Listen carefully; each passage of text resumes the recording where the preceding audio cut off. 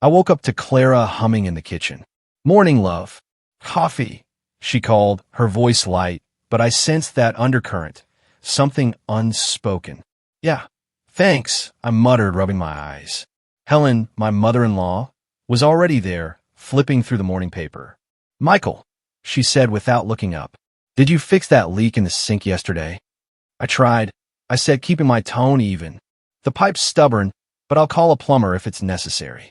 Helen smirked. "Well, I hope you can manage." Clara's tired of coming home to chaos.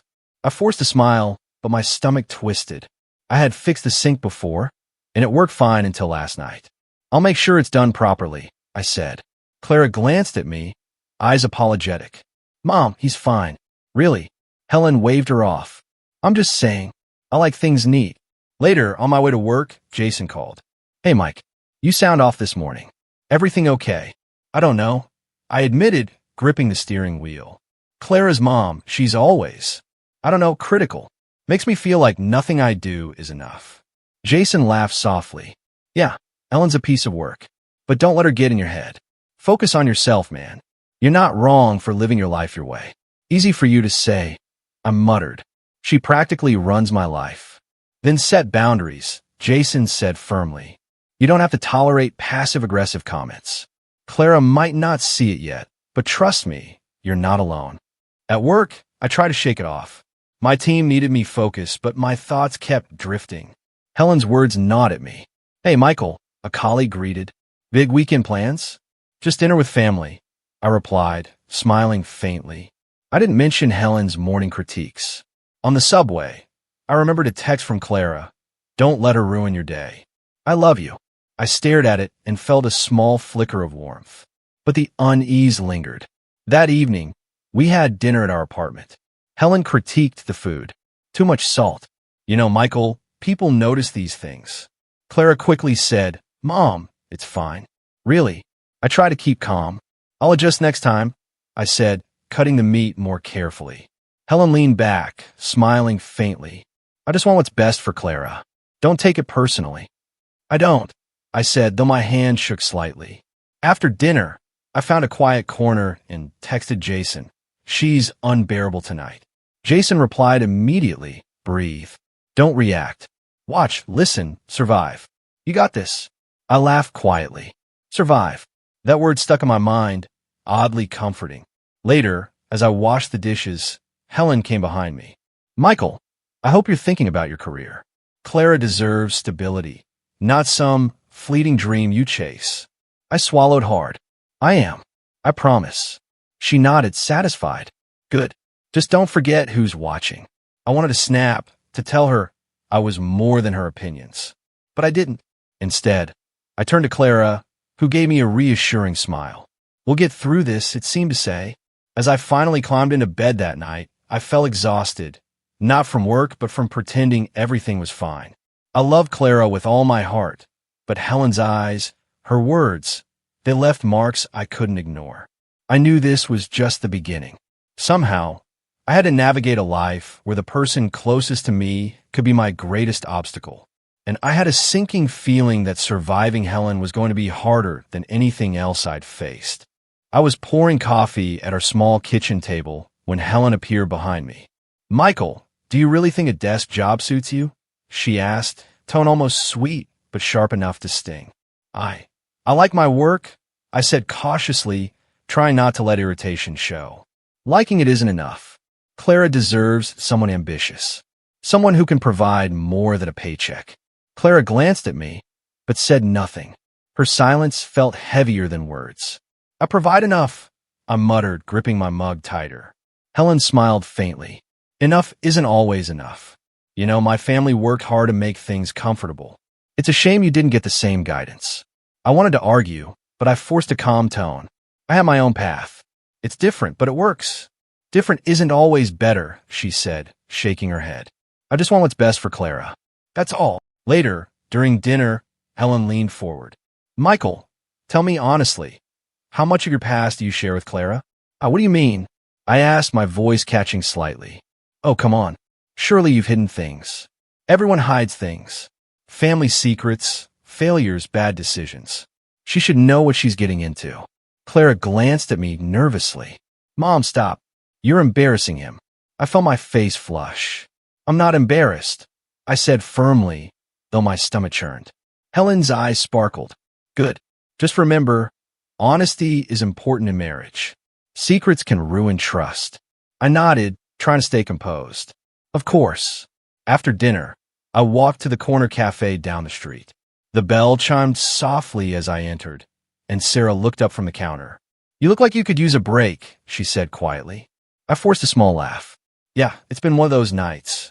She poured my usual black coffee without asking. Mom problems? I stared at her, surprised. How did you? You don't have to explain, she said. Just vent if you want. I'm a good listener.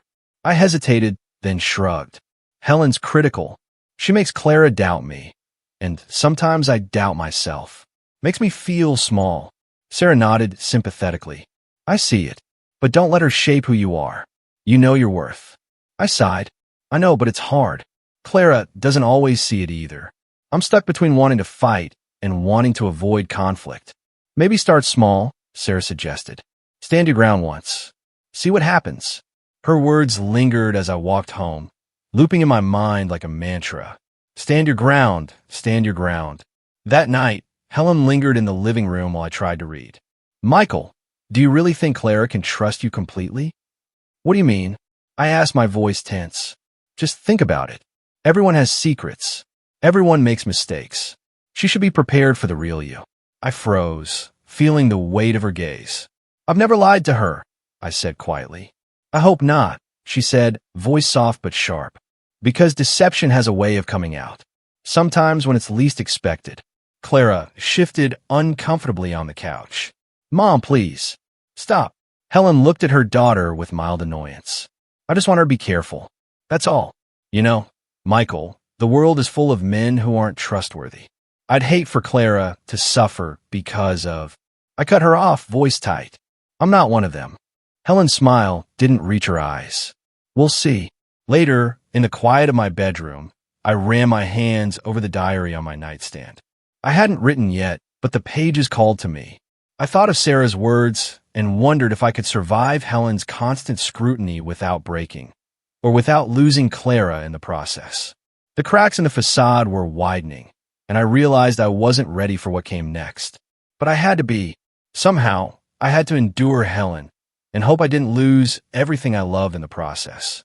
I walked into the living room, expecting Clara to be on my side like always. Instead, Helen was sitting on the couch, smiling that infuriating, knowing smile. Michael, she said, patting the seat next to her. Can we talk? I guess, I said cautiously, already sensing a trap. Clara didn't stand up or say a word. She just watched me, her eyes different. Helen leaned forward. You've been working late again, yes? Always busy, always tired. Do you think Clara likes that? That she feels secure with someone who's distant? I frowned. I work hard for us. You know that. Helen shrugged. Hard work isn't the same as stability. She needs someone she can rely on. I glanced at Clara. What do you think? Her voice was quiet, almost rehearsed. Mom's right. I've been wondering if I can really trust you, Michael. Sometimes I feel like I don't know who you are. I froze. What are you saying? Clara looked down. I mean, maybe I've been ignoring things. Things Mom pointed out. Maybe I was naive. I felt my chest tighten. You doubted me? Helen leaned back, smug. I'm only being honest. Someone has to make sure Clara is safe. I ran a hand through my hair.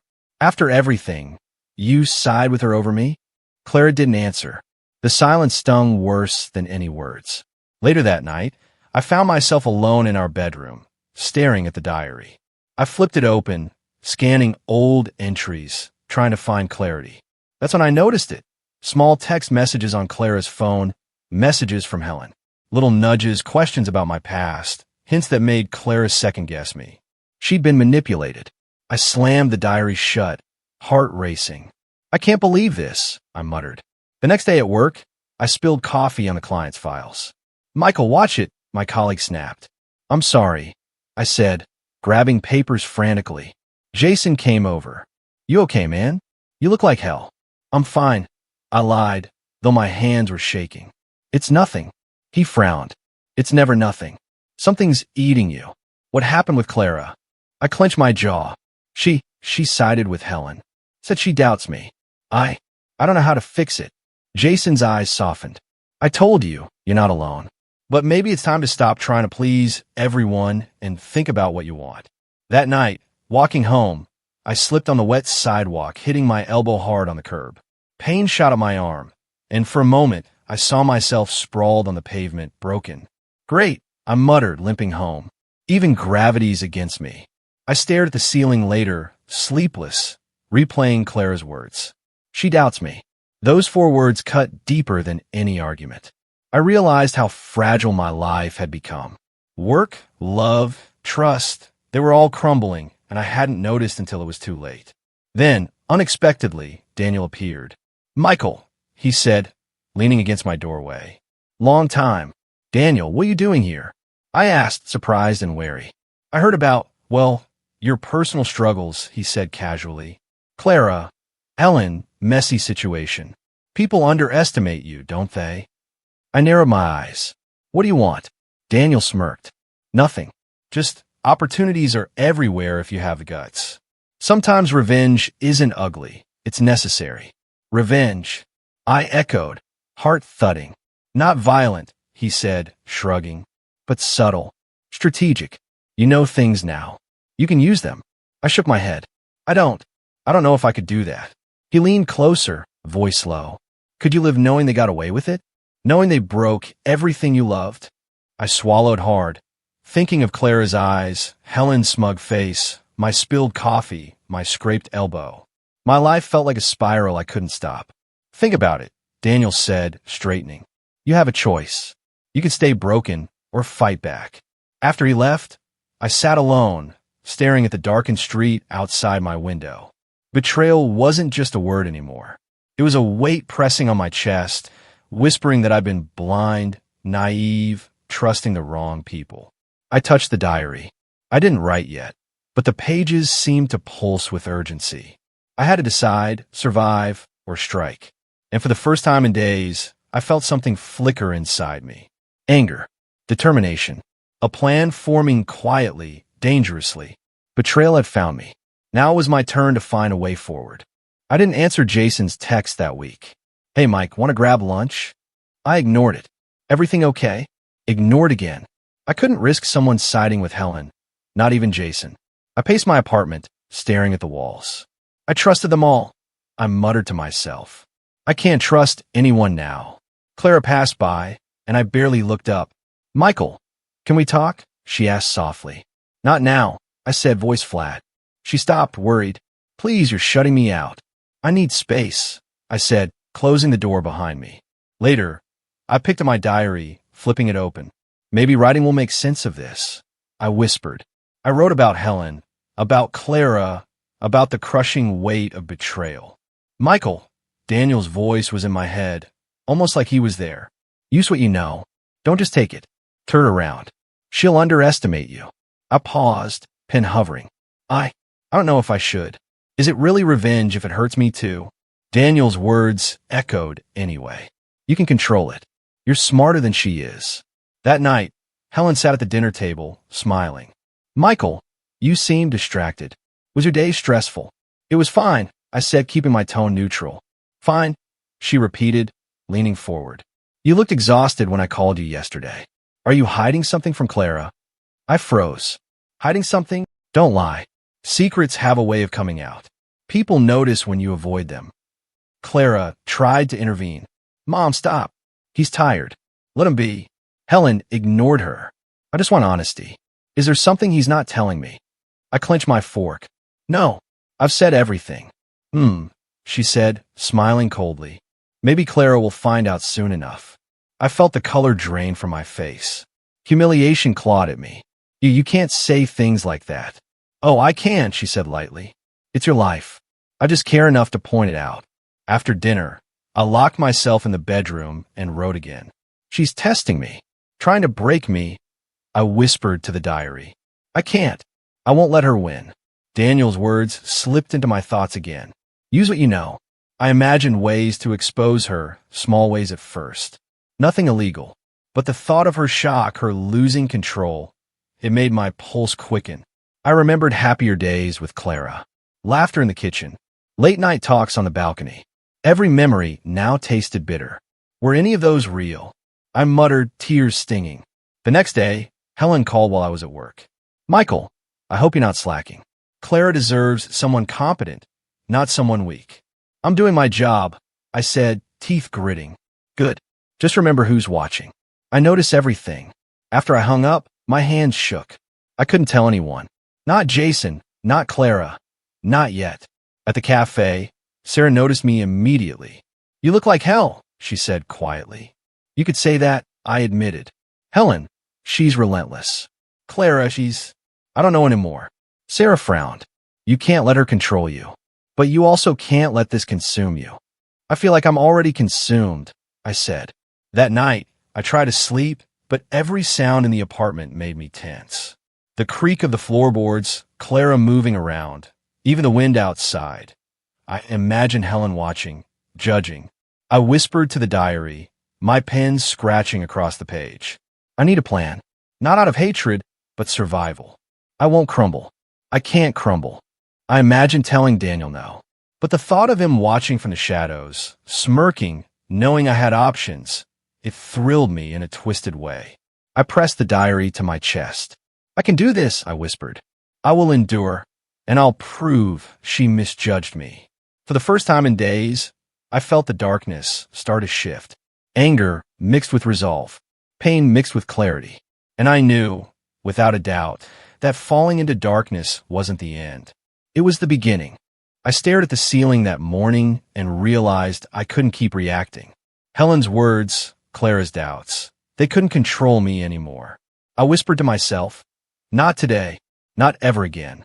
Later, at work, Jason approached. You okay? You've been quiet lately. I'm fine, I said, keeping my voice even. Just thinking. He frowned. About Helen and Clara? I nodded. Yeah, but I've decided. I need to take control of my own life. Not react to them. Jason studied me. That's a big step. I know, I admitted. I can't keep letting them push me around. I need to see the truth for myself. That night, I opened the diary and started taking notes on Helen. Everything I could remember. Times she lied, manipulations, hidden debts she never mentioned to Clara. My hand shook as I wrote. I didn't realize how much she's hidden, I muttered. Daniel's words echoed faintly. Use what you know. But this time, I thought about justice, not just revenge. The next day, I found a lawyer online. Rebecca Sanders. I called her. Hello, Michael. You emailed me. Yes, I said, heart pounding. I need advice about a family situation. It's complicated. I deal with complicated, she said, voice calm. Tell me everything you can, and don't leave anything out.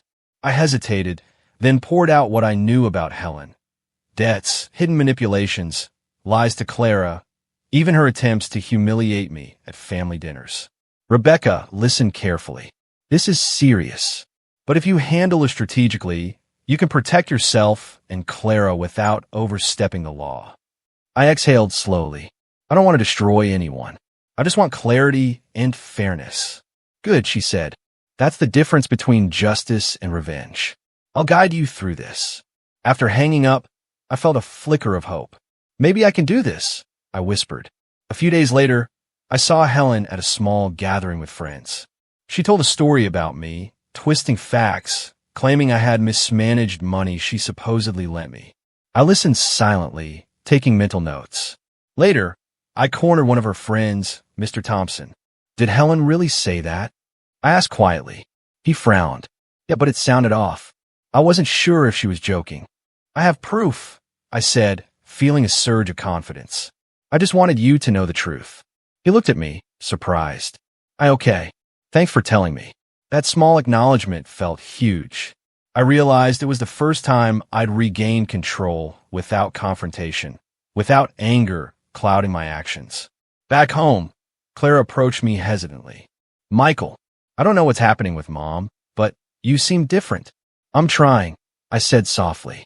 Try to see clearly, act wisely, and not let her control my life anymore. She nodded slowly. I think I understand. I want to support you. Her words warmed me, but I reminded myself, patience. I couldn't rush forgiveness or trust. That night, I wrote in the diary again. I'm learning the difference between fighting blindly and fighting smart. Helen underestimated me, but I'm ready to reclaim what's mine, my life, my dignity, my marriage. Daniel's smirk flashed in my memory. You have the guts. This time, it wasn't temptation. It was affirmation. I closed the diary and looked at the ceiling again. This is the start, I whispered. No more hiding. No more running. Step by step, I'll take back control. Even in the quiet, I felt the shift. Anger had turned into strategy. Fear into determination. Betrayal into awareness. And for the first time in months, I allowed myself a small, private smile. Helen might still try to manipulate, to humiliate, to control. But now I was ready. I was no longer the man she thought she could break. I watched Helen at the dinner table, smiling as she tried to embarrass me in front of Clara's friends. Michael, did you really handle the bills yourself? She asked, feigning curiosity. I would have worried about mistakes. I did, I said calmly. Everything's in order. Helen arched an eyebrow. Are you sure? Accounting errors can happen. Clara looked confused. Mom, stop. Michael's fine. I smiled faintly. It's okay. Let's not worry. Later, I called Jason. Hey, just a quick question. Remember those receipts Helen gave Clara? Jason frowned. Yeah, I think so. We're altered. I'm going to check quietly, see if anything's inconsistent. Don't tell anyone yet. Careful, Michael. She's sharp, he warned. I know, I replied. I'm not acting impulsively. After work, I revisited my old apartment. It was empty now, but memories hit me. The small victories, the failures, the moments I'd thought defined me. I've come a long way, I whispered to myself. I'm not the same man she thinks she knows. I opened the diary, noting small ideas. Subtle exposure, I wrote. Let her own manipulations unravel without touching her directly. Let Clara see the truth herself. Daniel's text popped up. Still playing nice? You could strike harder. I scowled. Not yet. I typed back. Patience. Strategy matters more than anger. The next day, I brought evidence to a mutual friend, Mr. Thompson. Michael, what is this? He asked, frowning. I just want you to know the truth, I said, showing him the receipts Helen had claimed were my mistakes. He examined them, eyebrows rising. This is different. Helen might not be honest with everyone. Exactly, I said softly. No confrontation, just facts. That evening, Clara came to me. Michael, I noticed some inconsistencies. Receipts, bills, something's off. I kept my tone calm. I'm glad you noticed. I think you'll see the bigger picture soon. Just observe quietly. She nodded slowly, trust flickering back in her eyes. I want to understand. Later, Helen approached while I was reading the diary. Michael, you're awfully quiet tonight. Something on your mind? Just thinking, I said, closing it gently. You always look like you're plotting, she said, smiling faintly. I hope you're not scheming against me. I met her gaze calmly. Scheming? No, I'm just aware. She tilted her head, suspicious but dismissive. Awareness can be dangerous, Michael. Don't overestimate yourself. I laughed quietly. I won't, but I won't underestimate others either. The following weekend, I revisited an old family photo from my childhood, tucked away in a box. I traced my finger over the faded faces. Look how far I've come, I whispered, and I won't let anyone take that from me. Later, Daniel called. Still waiting? You should act. I'm acting, I said firmly, but strategically. Impulses don't win wars. Subtlety does. He scoffed. Fine, just don't get caught off guard. Helen, meanwhile, grew restless. She asked Clara repeatedly about my actions. Her questions pointed, but her assumptions incomplete. I stayed calm, letting her overconfidence blind her to my quiet maneuvers. I found satisfaction in small victories. A friend questioning Helen, Clara noticing inconsistencies, Helen's anxious glances. Each moment built momentum, like tiny seeds growing into something unstoppable. That night, I wrote in the diary, patience, observation, subtle exposure. The pieces are moving in my favor. Helen thinks she's untouchable. Soon, she'll see the truth herself. And I'll be ready, I closed the diary and looked at the ceiling, breathing steadily. I wasn't the same man who crumbled under Helen's words anymore. I was patient, strategic, calculating. And for the first time, I smiled with quiet satisfaction, knowing the seeds I had planted would soon grow, revealing the cracks in her armor. I watched Helen fidget through the small gathering, her voice sharp but forced. "Michael, did you handle the Smith account yourself?" she asked, trying to trip me up in front of our friends. "I did," I said calmly. "Everything's organized, and the client is satisfied." Her smile tightened. "Really?" "Because I heard from someone that there were delays. Perhaps you forgot to send the final report." Clara frowned. "Mom, stop. He's done his work perfectly." Helen shrugged. "I'm only pointing out what people might notice." "Michael, mistakes can happen without us realizing." I remained composed. "I understand, but everything's verified." Later, Jason called. "Michael, you've been quiet lately. Everything under control?" "Yes," I said, keeping my voice steady. "I'm just handling things carefully." "Careful?" he asked. "You sound strategic. Planning something?" I smirked. "Exactly. I've learned patience pays better than confrontation." That evening, I shared subtle evidence of Helen's manipulations with Mr. Thompson. "Look at this," I said, sliding the receipts across the table. "I think Helen's been twisting facts." He examined them, eyes widening. I never realized. She's been presenting things differently." "Exactly," I said softly. "No arguments. Just letting the truth speak for itself."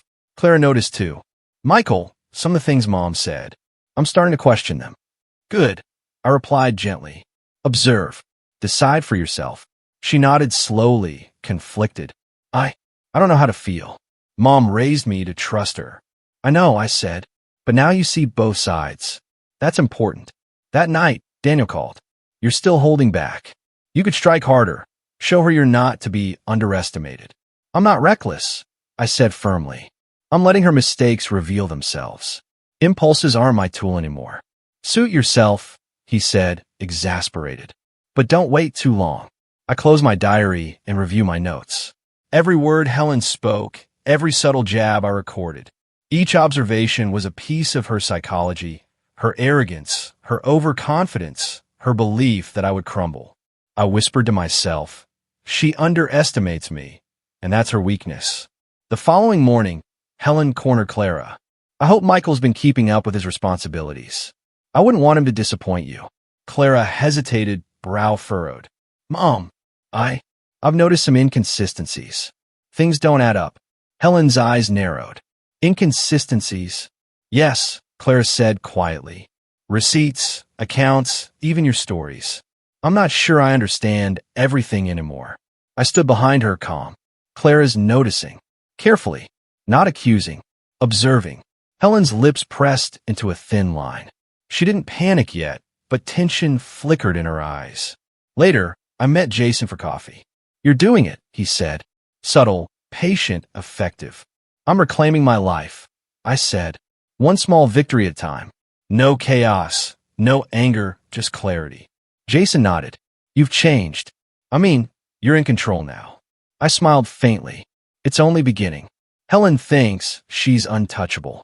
She's not. Back home, I reviewed the diary again. Every word, every observation counts, I muttered. Her pride blinds her. My patience sharpens me. Clara lingered nearby. "Michael, thank you for helping me see the truth. Even if it's difficult." I put a hand on hers. "We're learning together." She underestimated both of us. Soon, that'll be obvious to everyone. Later, Helen called me into the living room. "Michael, I hope you're not plotting something. I notice things." "I'm aware," I said calmly. "But awareness doesn't equal action. Patience works better than impulsiveness." She frowned, suspicion flickering, but she didn't press further. I let her stew in her own uncertainty. That night, I wrote in the diary, "Small victories build momentum." Clara questions her mother. Friends question her stories. Helen grows tense, but she underestimates me. My patience and observation are my weapons. The grip she had on our lives is weakening, and I'll ensure it breaks completely. I closed the diary and leaned back. For the first time, I felt not just relief but control. The betrayer's power was fading, and mine was rising. I watched from the kitchen window as Helen stormed down the street. Phone pressed to her ear. Her expression was fury and panic. "Michael," Clara said softly, touching my arm. "She's unraveling." "I see," I said quietly, sipping my coffee. Her pride blinds her, but the truth has a way of surfacing. Clara frowned. "I can't believe it. All those lies, the debts, the manipulations. I thought I knew her." "I know," I said, voice heavy. "And it hurts, seeing someone you love fall from the pedestal you gave them." That evening, Helen burst into our apartment, slamming the door. "Clara, where's Michael? I need to talk to him." "I'm here," I said, standing calmly. Helen's eyes darted around, searching for some hidden advantage. "Michael, how could you? All these accusations, exposing me." "I didn't expose you," I said softly. "I observed. I let the truth speak for itself." Her hands trembled.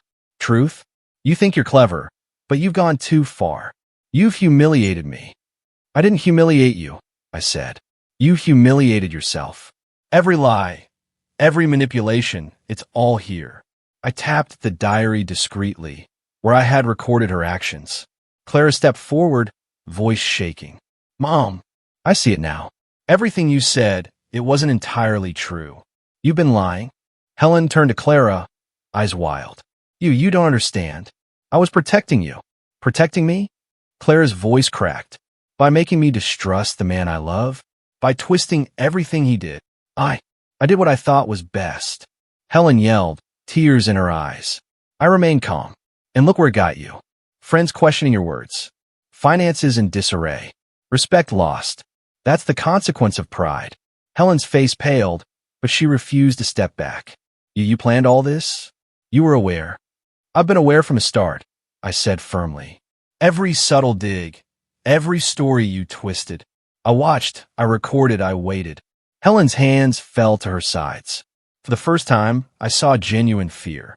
I didn't think you'd notice." "I noticed," I said softly. "And I acted with patience, not malice. The results, they're yours." Clara's gaze shifted to me. "Michael, did you enjoy this?" Watching her fall, I hesitated. "No, but I had to reclaim my life, Clara, and our life. I won't deny the satisfaction of seeing truth prevail, but I feel the cost too." She nodded slowly. "It's just so much grief. I loved her, but now, I don't know how to feel." "I understand," I said. "Grief and relief can coexist. We just have to be careful not to let anger define us." Helen sank into the chair, defeated. You were always smarter than I gave you credit for. But how far will you go? Is this justice or revenge?" I looked at her quietly. I asked myself the same thing every day. There's a fine line. I wanted clarity, dignity, fairness, maybe revenge crept in at times. But mostly I acted for truth. Her eyes narrowed, still simmering with pride and shame. "I underestimated you, always underestimated you." "And that's the lesson," I said softly. "Pride can blind even the cleverest. Lies eventually surface, and those who manipulate eventually face the consequences." Clara stepped closer, holding my hand. "Michael, I'm grateful, but I also see the toll it's taken on you. Are you okay?" "I'm learning," I admitted. "I've lost sleep, trust, and some peace of mind. But I've also gained clarity, and that matters more." Helen sat silently, the weight of her choices evident. I realized she wasn't just humbled. She was broken, forced to face her own reflection. I glanced at the diary. Each entry had been a step in understanding her psychology, my own decisions, and the moral landscape I navigated. It symbolized patience, observation, and growth. Finally, Helen whispered, voice trembling, I misjudged everything, everyone, even myself." I nodded. "And now you'll live with that. Pride brought you here. Lies carried you further. But perhaps it's not too late to reflect, to change." She didn't respond. Only tears fell, silent and unyielding. I turned to Clara. "We survive this together, and we rebuild stronger than before." Clara squeezed my hand. "Together." That night, I wrote in the diary, "Pride falters. Lies unravel. Justice arrives quietly. I've navigated anger, strategy, and morality, and I'm still me, though not untouched. Some scars remain, but they remind me of resilience. Today, karmic truth unfolded, and I learned the weight of consequences. I closed the diary and looked at the ceiling. Helen's fall wasn't joy, it was a lesson, and I felt this strange mix of sorrow, relief, and quiet empowerment that comes only from facing betrayal fully and surviving it. I woke to the sterile smell of the hospital, my body weak, each breath a struggle. "Michael," Clara's voice cracked as she rushed to my side. "Don't scare me like this." I'm here," I whispered, my voice barely audible. "Just tired." Helen hovered by the bed, hands trembling. I didn't realize.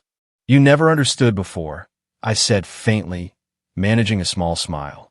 "But maybe now you see." Clara's eyes filled with tears. "I do, Michael. I see everything now. How strong you were, how much you endured for us." Helen sank into the chair. I was cruel. I doubted you, humiliated you. I never realized." "You realize now," I said softly. "That's what matters. Pride and lies can blind us, but truth, it shines eventually." Clara held my hand tightly. "You have to fight, Michael. Don't leave us." I fought enough," I whispered. "Not against you or Helen, but against betrayal, against the darkness in my own heart." Rebecca appeared quietly at the doorway. "Michael, you've done more than survive. You've shown strength, patience, and integrity." I coughed weakly. "Integrity, even when revenge tempted me?" "Especially then," she said. "You chose strategy, observation, restraint. That's courage." Jason leaned against the wall, voice low. "Man, you've been through hell, and yet you kept your dignity. It's impressive." I smiled faintly. Maybe it's time to confess fully, to put it all down. Clara frowned. "Confess? Michael, what do you mean?" I reached for my diary on the bedside table. Everything. My regrets, my love, my forgiveness. I want it all written for you to know me truly. Helen's lips trembled. I'd read it." "You should," I whispered. "After I'm gone, you'll need to understand." I struggled to hold the pen, my hand shaking, but slowly I wrote, "Clara, my love, my life, my heart, forgive me for not always being perfect. Forgive me for the times I doubted myself. I endured betrayal, anger, and pride, but I never stopped loving you. Helen, I forgive you. Your cruelty, your manipulation, I release it so it doesn't take me with it. To Jason, Rebecca, thank you for standing quietly, guiding, reminding me of my path. And to myself, I am proud that even in anger and despair, I chose clarity over chaos. This is my truth. My sacrifice is love, my legacy, honesty." I set the pen down and closed my eyes, hearing Clara whisper, "I love you. Please hold on." Helen's tears fell freely. "Michael, I never realized." I whispered. "Just remember me as I was and as I hope to be. Don't let guilt consume you. Learn, grow, forgive." The monitors beeped faintly as my breathing slowed. I felt my heart lighten, as if the weight of years of betrayal, anger, and manipulation had lifted. Clara held my hand tighter. "Stay with me, Michael. I'm already with you," I whispered. "Always in love, in memory, in truth." My eyes closed finally, the room silent except for quiet sobs. Days later, Helen found the diary, her hands trembling. She opened it slowly, reading my words aloud. "Helen, I forgive you. Learn from your pride. See the truth. Live better." Her body shook, tears streaming down her face. I never understood. The man he truly was, the love he gave. I was cruel. Clara hugged her mother loosely. "It's over, Mom. He wanted us to see the truth and learn from it." Rebecca stood nearby, voice soft. "Michael's journey shows the cost of betrayal and the power of restraint. Even in anger, he preserved his integrity." Jason nodded. "He changed us all and left us lessons we can't ignore. Betrayal, revenge, forgiveness, he lived them fully." Helen whispered again, holding the diary close. I've lost him, but I'll carry his truth, his love, his forgiveness, always. Clara squeezed the diary to her chest. He gave everything, even his final moments, to us. I had left the world, but my words, my diary, and my sacrifice lingered. My journey ended, yet the lessons endured. Betrayal has a cost, truth has power, and love, genuine love, can endure even death. And somewhere beyond the pain, I hope they understood me fully, finally, and wept not only for loss, but for the clarity and love I left behind. Clara sat beside Helen in the quiet living room, holding my diary between them. "Mom, do you understand now?" Clara asked softly. "Everything Michael went through, everything he endured for us?" Helen's hand shook as she opened the diary. I see it, Clara. His words, his forgiveness, even after everything I did. I never deserved it." Clara nodded, tears streaming. He wanted us to learn, not just grieve, to understand trust, resilience, the cost of pride. Helen whispered, voice heavy with remorse. "I humiliated him, doubted him. I let my arrogance destroy what was right in front of me." "You can't change what's done," Clara said gently. "But we can honor him by living differently, by carrying his lessons forward." I remembered sitting with her, writing those final entries, my hands weak, but my heart full. Forgive, love, observe, endure. Those words were meant to guide them long after I was gone. "Mom," Clara said after a pause, "Michael never stopped loving you. Even when you hurt him, he stayed patient, strategic, careful. He forgave you fully." Helen's lips trembled. I feel it now. The weight of my actions, the loneliness, the guilt. He loved me despite everything, and I've lost him. Clara hugged her mother lightly. "He wanted us to survive, Mom, to grow, to rebuild from the chaos he endured for us." Helen closed the diary slowly, tears wetting the pages. I don't know how to make this right. How can I live with what I've done?" "By living better," Clara said softly. "By remembering him and acting with integrity. That's what he would have wanted." I thought of Jason, always quietly observing, supporting me in small ways. I imagine him now, watching them, knowing my choices had shaped the outcome. "Michael, you endured betrayal, but you taught them resilience," I whispered to myself. Rebecca's words echoed too. "Your patience, clarity, and strategy are your legacy. Not anger, but truth is remembered." Helen's voice broke the silence. "He recorded everything, every slight, every manipulation, every kindness. And yet, he forgave me. How could I have been so blind?" Clara placed her hand over hers. "Because he wanted us to see the truth, Mom. The diary isn't just paper. It's him, his heart, his journey." I could feel the weight of that journey in every line I had written. Betrayal, strategy, patience, revenge, justice, love, forgiveness. They were all there. And now, Helen finally understood. "Clara, I will live differently," Helen whispered. "I will carry his lessons, honor him, and maybe in some small way heal the damage I caused." Clara nodded. He wouldn't want us stuck in blame. He'd want growth, reflection, integrity. I imagined them together, quiet and introspective, reading my words, processing my choices, and beginning to move forward. It wasn't joy yet. It was the beginning of understanding. "I never thought I'd see the man he truly was," Helen murmured. "I only saw what I wanted to believe, and it cost us everything. Now, I see clearly. Too late, but still I see." Clara hugged her mother more tightly. "We can't bring him back, but we can honor him. That's what matters now." I imagined the diary resting between them like a bridge, my final gift.